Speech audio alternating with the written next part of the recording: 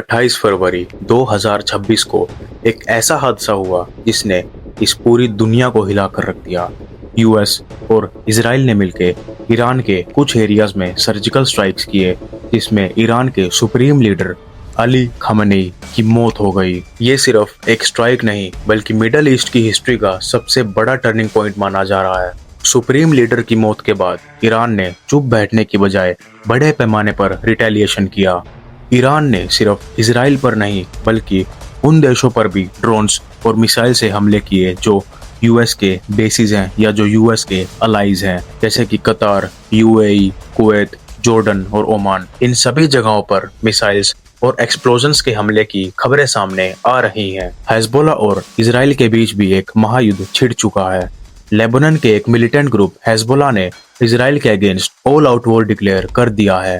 Hezbollah ने north Israel पर सैकड़ों मिसाइल्स और ड्रोन्स लॉन्च किए हैं, जिसके रिटेलिएशन में इजराइल ने लेबनान की कैपिटल बेरूट के साउदर्न पार्ट को निशाना बनाया है। ये वही पार्ट है जो हिजबुल्लाह का स्ट्रॉन्गेस्ट होल्ड माना जाता है। ये क्राइसिस अब बस मिडल ईस्ट तक सीमित नहीं है, इसका असर अब इंडिया पर भी हो रहा है। एयर इंडिया ने सिक्योरिटी रीजंस की वजह से मिडल ईस्ट के डेंजरस एयर स्पेस से अपनी सारी फ्लाइट्स कैंसिल कर दी हैं, जिसकी वजह से जो इंडियन लोग वहां मिडल ईस्ट में फंसे हुए हैं उनका वापस आना और भी मुश्किल हो गया है। यूएस और यूरोप जाने वाली सारी फ्लाइट्स के रास्ते बदल दिए गए हैं, जिसकी वजह से टिकट्स प्राइस बहुत ही ज्यादा महंगे हो गए हैं। गल्फ कंट्रीज में रहने वाले इंडियंस के लिए सबसे बड़ी खबर ये है कि सीबीएसई ने मिडल ईस्ट में अपने बोर्ड एग्जाम्स पोस्टपोन कर दिए हैं। एंड ये चीज ये दिखाती है कि सिचुएशन कितनी ज्यादा सीरियस है कि एजुकेशन बोर्ड को भी इतना बड़ा स्टेप लेना पड़ा। एंड सबसे डराने वाली बात तो यह है कि यह दुनिया अब एक न्यूक्लियर शैडो के नीचे जा रही है। हर तरफ डर फैल चुका है। मिडल ईस्ट के लोग अपना घर छोड़कर सेफ जोन की तरफ भाग रहे हैं। दुनिया के सबसे पावरफुल लीडर्स अब डिप्लोमेसी की बात छोड़कर एक दूसरे को न्यूक्लियर वेपन्स यूज करने की धमकी दे रहे हैं। एंड ये क्राइसिस अब कभी भी वर्ल्ड वॉर 3 का रूप ले सकते हैं। आज की वीडियो में हम बात करने वाले हैं, अगर इंडिया इस वॉर में घुस जाता है तो इंडिया पर क्या क्या मुसीबतें आ सकती हैं एंड वो सबको इंडिया कैसे टैकल करेगा। तो चलिए आज की वीडियो शुरू करते हैं। अब बात करते हैं सबसे बड़े सवाल की, अगर इंडिया इस वॉर क्राइसिस में इन्वॉल्व हो जाता है तो इसका हमारी इकोनॉमी और डेली लाइफ पर इसका क्या इम्पैक्ट होगा। इंडिया अपनी जरूरत का 80% से ज्यादा crude oil and 50% natural gases बाहर से इंपोर्ट करता है, जिसका 60% हिस्सा सिर्फ ईरान से आता है। अगर ईरान स्ट्रेट ऑफ हॉर्मज को ब्लॉक कर देता है तो दुनिया की 20% ऑयल सप्लाई रुक जाएगी, जिसका रिजल्ट इंडिया में ये होगा कि पेट्रोल और डीजल के प्राइसेस 2 से 3 गुना तक बढ़ जाएंगे।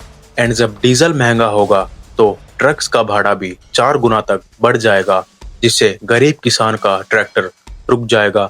अनाज मंडियों तक अनाज नहीं पहुंच पाएगा एंड फल फ्रूट्स और सब्जियों के दाम 2 से 4 गुना तक बढ़ जाएंगे, जो कि आम आदमी की पहुंच से पूरे बाहर हो जाएंगे। एक एग्जांपल से समझते हैं, जहां एक मिडिल क्लास फैमिली मैन अपना खर्चा 30,000 प्रति महीने से चलाता है, उसका खर्चा 80,000 तक जा सकता है। इंडिया के लिए सबसे बड़ी टेंशन वाली बात ये होगी कि जब हम मिडल ईस्ट के क्राइसिस में बिजी होंगे तब हमारे पड़ोसी देश पाकिस्तान और चाइना इस सिचुएशन का पूरा फायदा उठा सकते हैं। इंडिया को LAC चाइना बॉर्डर और LOC पाकिस्तान बॉर्डर पर अपनी आर्मी की संख्या 2 से 3 गुना तक बढ़ानी पड़ सकती है। देश का सारा पैसा जो स्कूल्स, हॉस्पिटल्स और एक्सप्रेसवे पर लगना था, वो सारा पैसा अब डिफेंस प्रोक्योरमेंट में चला जाएगा, जिसकी वजह से देश की डेवलपमेंट 10 से 15 साल तक पीछे जा सकती है। पाकिस्तान और चाइना हमारे नेशनल पावर ग्रिड को हैक करने की पूरी कोशिश कर सकते हैं। इमेजिन करो, दिल्ली और मुंबई जैसे बड़े शहर बिना बिजली के अंधेरे में डूब जाए, इंटरनेट सप्लाई कट हो जाए, डिजिटल पेमेंट्स भी पूरी तरह से ठप हो जाएं। इंडिया को फार्मेसी ऑफ द वर्ल्ड कहा जाता है, पर एक कड़वी सच्चाई ये भी है कि हम हमारी दवाइयों का 70% से ज़्यादा रॉ मटेरियल चाइना और दूसरे देशों से इंपोर्ट करते हैं। अगर इस वॉर क्राइसिस की वजह से सारे समुद्री रास्ते बंद हो जाते हैं और मेडिसिन को इंपोर्ट करने का कोई रास्ता मिलता ही नहीं है, तो डायबिटीज, बीपी और कैंसर की दवाइयों की एक भारी शॉर्टेज हो सकती है। आज के टाइम में हर एक मशीन, चाहे वो स्मार्टफोन हो, बाइक हो या कार हो, ये सारी मशीन एक छोटी चिप से चलती है जिसको हम सेमीकंडक्टर बोलते हैं। और सैडली इस चिप की प्रोडक्शन भी इंडिया में नहीं होती है। इंडिया ये चिप भी चाइना और ताइवान से इंपोर्ट करता है। और अगर वॉर क्राइसिस की वजह से ये चिप भी इंडिया में आना बंद हो जाती है, तो बड़ी बड़ी कंपनीज जैसे कि सैमसंग, टाटा और महिंद्रा, इन सब की प्रोडक्शन बंद हो सकती है, जिससे एम्प्लॉयज को नौकरी से निकालना पड़ सकता है एंड जिससे अनएम्प्लॉयमेंट काफी ज्यादा बढ़ सकती है। मिडल ईस्ट में लगभग 90 लाख इंडियंस रहते हैं जो वहाँ काम करते हैं और पढ़ाई करते हैं। अगर यूएई, सऊदी और कतार वॉर जोन बन जाते हैं तो उन इंडियंस को वापस लाना सबसे बड़ा चैलेंज बन जाएगा। इंडिया को उन सब इंडियंस को वापस लाने के लिए हजारों मिलिट्री फ्लाइट्स और शिप्स लाने पड़ेंगे, और जिसमें इंडिया का एक तरह से नुकसान भी है। अगर वो सारे लोग इंडिया वापस आ जाते हैं तो इंडिया में रेमिटेंसेस आना बंद हो जाएंगे, जो हमारी इकोनॉमी का एक बहुत बड़ा पिलर है। अगर तुम सबको रेमिटेंसेस नहीं पता तो इसका मतलब ये होता है, अगर मैं अपनी फैमिली को छोड़ के यूएसए रहता हूँ एंड वहाँ से पैसा कमा के मैं इंडिया भेजता हूँ, मतलब अपनी फैमिली के पास भेजता हूँ, तो इसे हम रेमिटेंसेस बोलते हैं, जिसको हम विदेशी पैसा भी बोल सकते हैं। एंड अगर ये वॉर क्राइसिस वर्ल्ड वॉर 3 में बदल जाते हैं तो इसके कॉन्सिक्वेंसेस हमें 20-30 साल तक भुगतने पड़ सकते हैं, जिसके बाद हमारा देश कैसा दिखेगा, हमारे देश की क्या हालत होगी। अगर किसी देश ने न्यूक्लियर वेपन यूज कर भी दिया तो उससे सिर्फ शहर तबाह नहीं होंगे, बल्कि इतनी राख और धुआं फैल जाएगा जिससे सूरज की रोशनी भी ठीक से धरती तक पहुंच नहीं पाएगी, जिससे सारी फसलें बर्बाद हो जाएगी एंड पूरी दुनिया में अनाज की इतनी कमी हो जाएगी जितनी मानव इतिहास में कभी देखी भी नहीं गई है। एंड इंडिया जैसे कृषि प्रधान देश के लिए ये सबसे बड़ा नाइटमेयर हो सकता है। पिछले कुछ सालों से हम देख रहे हैं कि यूएन जंग रोकने में नाकाम रहा है। अगर ये वॉर होती भी है तो दुनिया 2-3 ब्लॉक्स पे डिवाइड हो जाएगी, जिसमें पहला ब्लॉक होगा यूएस और उसके वेस्टर्न अलाइज एंड दूसरा ग्रुप होगा रशिया, चाइना और ईरान का एक्सिस। इंडिया को इस नई दुनिया में अपनी जगह खुद बनानी होगी। शायद इंडिया डेवलपिंग नेशंस का लीडर बनकर उभरे, पर इंटरनेशनल रिलेशंस भी इतने कॉम्प्लेक्स हो जाएंगे कि न्यूट्रल रहना भी ऑलमोस्ट इम्पॉसिबल हो जाएगा। अभी सारे देश एक दूसरे से ग्लोबल इंटरनेट और सप्लाई चेन से जुड़े हुए हैं, पर अगर वॉर होती है तो ये चेन टूट भी सकती है।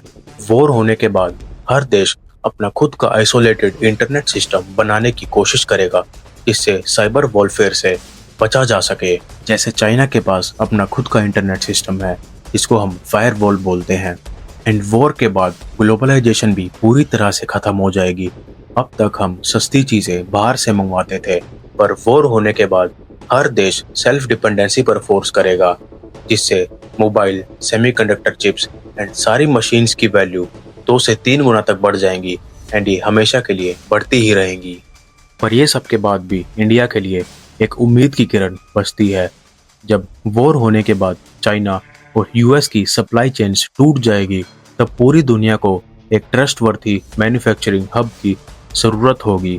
अगर इस वॉर क्राइसिस में इंडिया अपने इंफ्रास्ट्रक्चर को प्रोटेक्ट कर लेता है तो हम दुनिया की फैक्ट्री बन सकते हैं।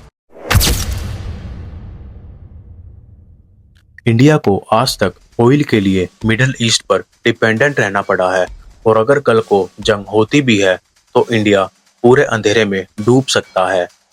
इसीलिए इंडिया को इलेक्ट्रिक व्हीकल्स और सोलर एनर्जी में इतनी ज़्यादा डेवलपमेंट लानी होगी, जिससे फ्यूचर में ऑयल की ज़रूरत पड़े ही ना। मॉडर्न वॉर्स में सैटेलाइट्स एक बहुत इंपॉर्टेंट रोल प्ले करती हैं। अगर हमारी इंडियन आर्मी के पास भी खुद की स्पेस टेक्नोलॉजी हो तो हम दुश्मन की लोकेशन का इजीली पता लगा सकते हैं और कम्युनिकेशन भी इजीली चलता रहेगा, चाहे पूरी दुनिया का इंटरनेट बंद भी क्यों ना हो जाए। ये सारे पॉइंट्स दिखाते हैं कि आत्मनिर्भर भारत अब सिर्फ एक स्कीम नहीं है। अगर हमें इस दुनिया में देश के रूप में जिंदा रहना है तो हमें सारी चीजें खुद से बनानी होगी। आज के दिन जो हालात मिडल ईस्ट में हो चुके हैं, ये जंग अब सिर्फ मिडल ईस्ट की नहीं रही। कैसे एक छोटी सी चिंगारी यानी ईरान के सुप्रीम लीडर के असैसिनेशन ने पूरी दुनिया को एक ऐसी आग में झोंक दिया है जहां से वापस आने का रास्ता और भी धुंधला होता जा रहा है। पर सबसे बड़ा सवाल आज भी वही है, क्या यह दुनिया वर्ल्ड वॉर 3 के लिए तैयार है?